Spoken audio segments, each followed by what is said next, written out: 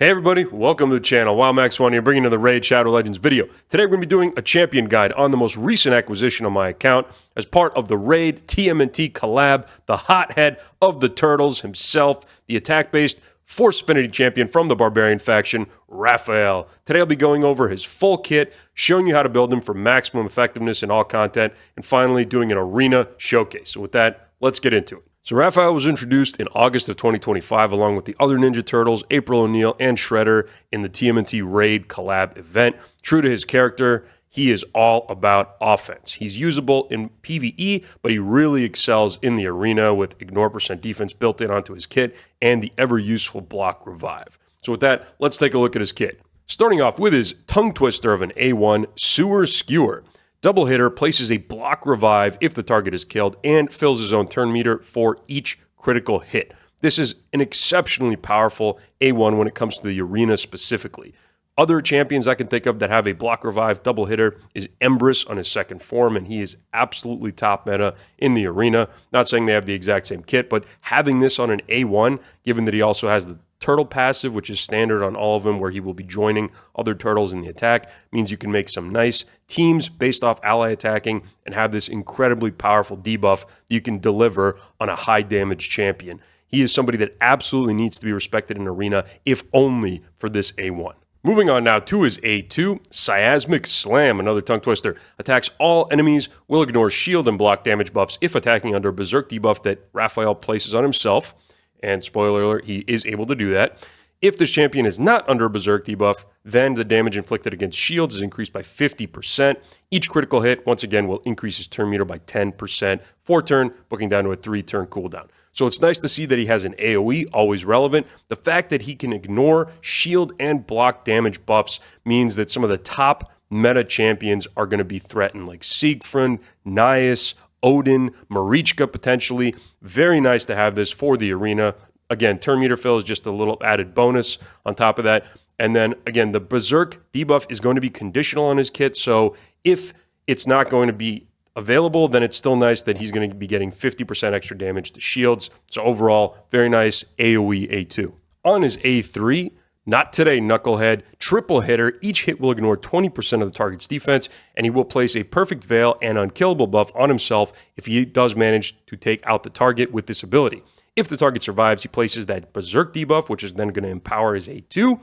For 2 turns on himself, instead, that debuff cannot be resisted or blocked. This ability is on a 4-turn, booking down to a 3-turn cooldown. So really great to see a triple hitter with built-in ignore percent defense. That's very powerful in the arena. It means this is going to be a great move for taking out squishier champions, damage dealers, enemy supports that are not built super tanky. This is going to be really good. And when he does manage to do that, he's going to be getting perfect veil and unkillable, which is going to ensure that he's going to stay in the match for longer, which is of course good because other than these 2 buffs right here, he doesn't really have any other built-in survivability on his kit. So really good to see that. And if he does fail to kill a target with this, then you're kind of going all or nothing with that Berserk debuff because that's going to mean he's going to be taking more damage. So really goes into this whole role of being this glass cannon, all offense character. And finally, taking a look at his passive, NYC Beatdown. Whenever any of the turtles attack, Raphael will be joining that attack. Places a Berserk debuff on this champ for 1 turn if any champion dies, and has a 20% chance of granting an extra turn when attacking under a Berserk debuff placed by this champion. So again, really sports the notion of him being this arena-focused champion because that's where you're going to see a lot of champions going down and triggering that Berserk debuff on him, which is great.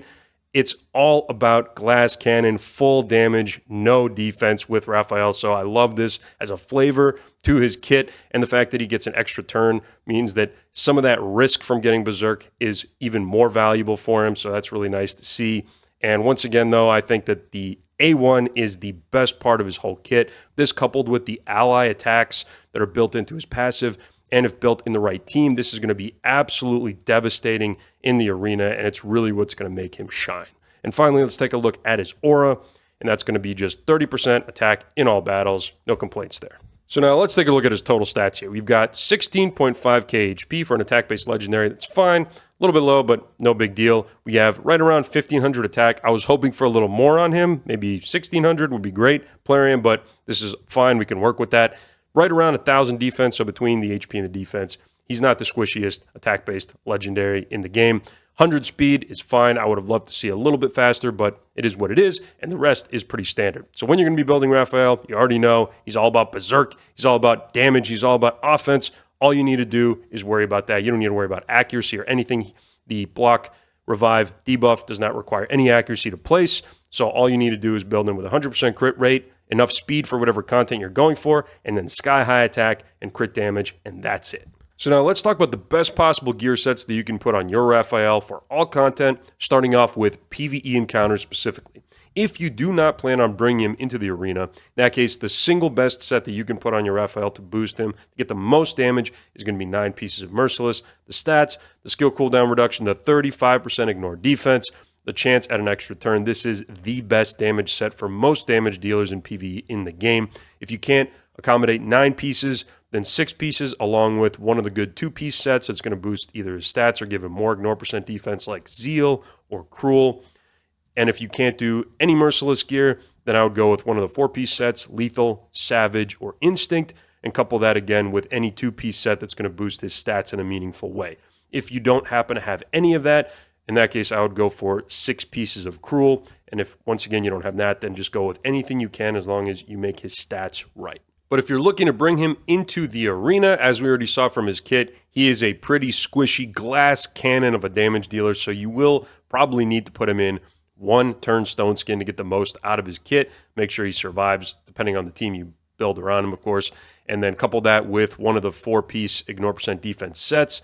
So either Instinct, Savage, or Lethal. So Stone Skin plus Lethal is going to be the best for him for arena, hands down. So now let's take a look at how I built my Raphael. You can already see Lethal and Stone Skin sitting on him, so you know exactly what purpose I'm going to be building him for. He is going to be used as a damage dealer in the arena, and as we already discussed from his kit, that is probably going to be his best use case in the game, especially with that amazing A1. So let's look at the individual pieces I have here. We've got attack-based ring, ideally with attack ascension, crit damage with crit damage ascension on the amulet. We've got, once again, attack on the banner. No need for accuracy on this guy. Crit damage with ideally crit damage ascension on the gloves. Attack with attack percentage on the chest. And then for the boots, you can either go with attack percentage or speed, depending on if you're happy with where you have his speed at. For my total stats right now, and as you can see, no blessing on my Raphael, so he's missing a lot of stats still, especially on the attack front and the crit damage front.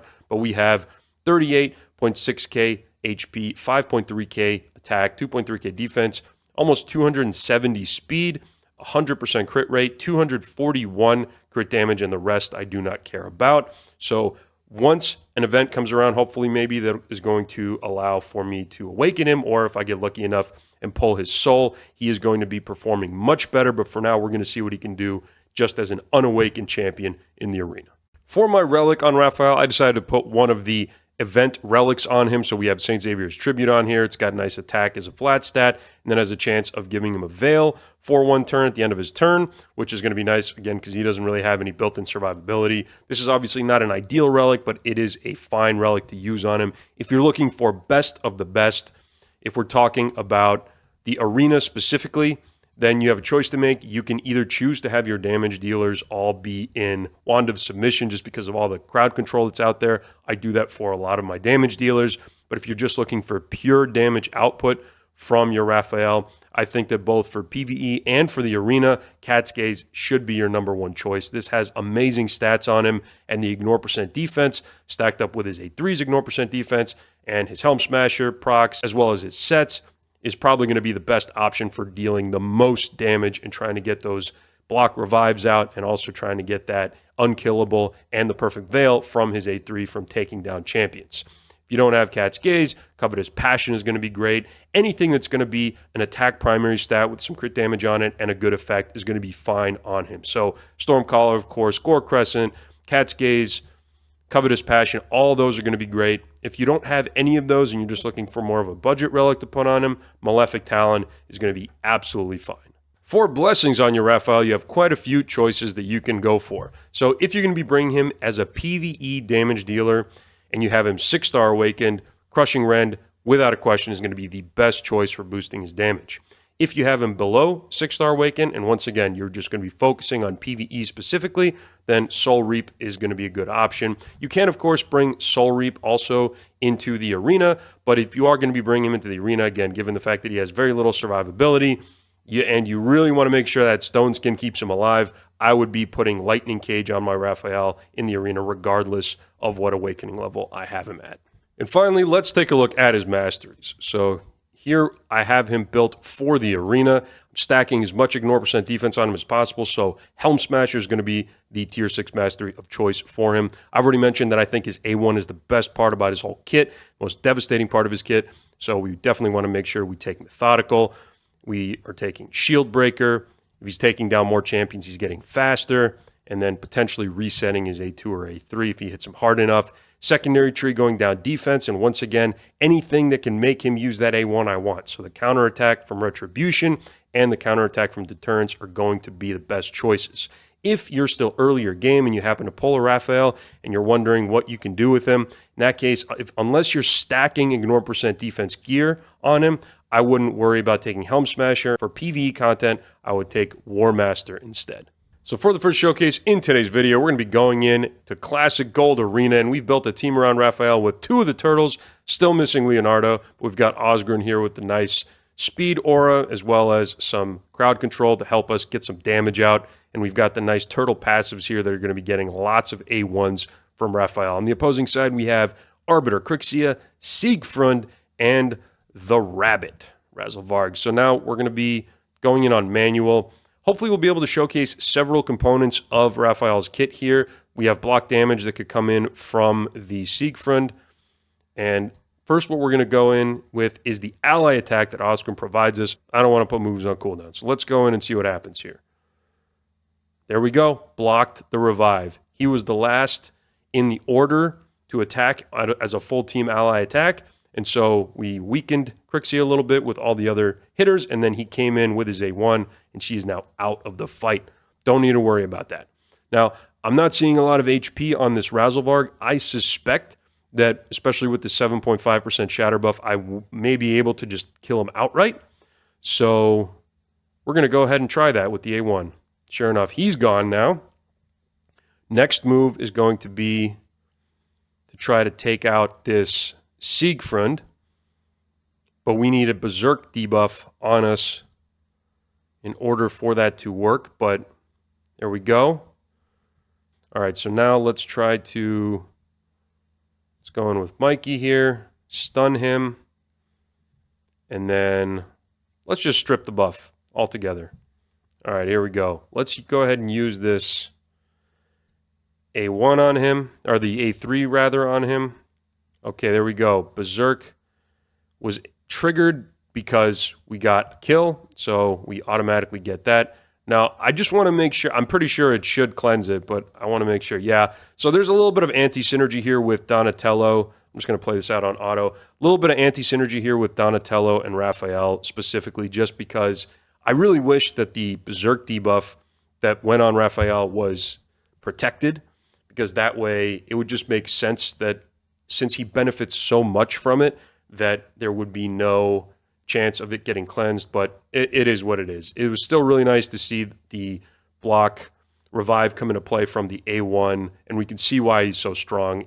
We had champions down right away, and again, if you have ally attackers like Lady Mikage, for example, they would pair up really well with Raphael too. All right, for the second one, let's go in against the team here. We have another block damage champion. Let's try to trigger that, and then hopefully use the A2 to do damage through that and take him out.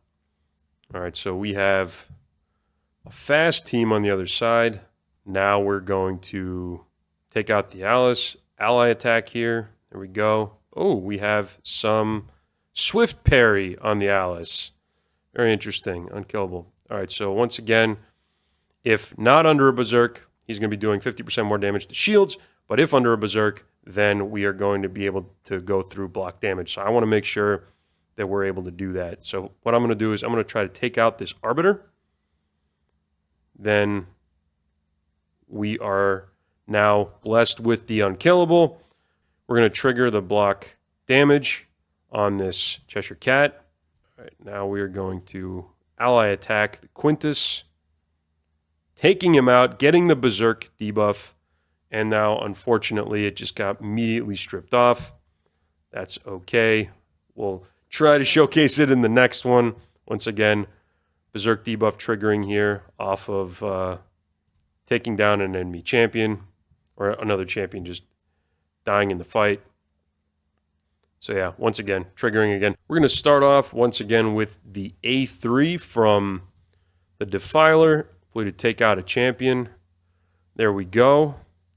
Revive is blocked. Now we're going to use the A1 on the Wukong, hopefully taking him out. 2 weak hits in a row. Very unfortunate. Now let's go for the Arbiter. Gone. So you can see, with a full team of turtles, you are going to be getting some devastating damage coming in from Raphael, especially once he gets that block revive going. I mean, it's just champion after champion after champion. So if you have a very fast Michelangelo or Donatello and you want to go in with that ally attack, and you have maybe Mikey or Leonardo on the team, both built for damage, with Raphael as a cleanup, very effective way of getting those block revives dished out on the enemy team. All right, and for the final showcase in today's video, let's go up against another team with Siegfried and Arbiter, Queen of Hearts, and Wukong. So hopefully we're going to be able to trigger the Siegfried's block damage. Then we're going to get a Berserk debuff, and then we're hopefully going to be able to use the A2 and cut through that block damage and see what kind of damage it does. I am not hopeful that this is going to work, just because I've so far been unable to do it. But we're gonna see if we can get this to trigger here. All right. So almost taking out. There he is, gone. We have our Berserk. We have block damage. Let's get a little bit of speed. Let's take out the Wukong, hopefully. Sure enough, he's gone.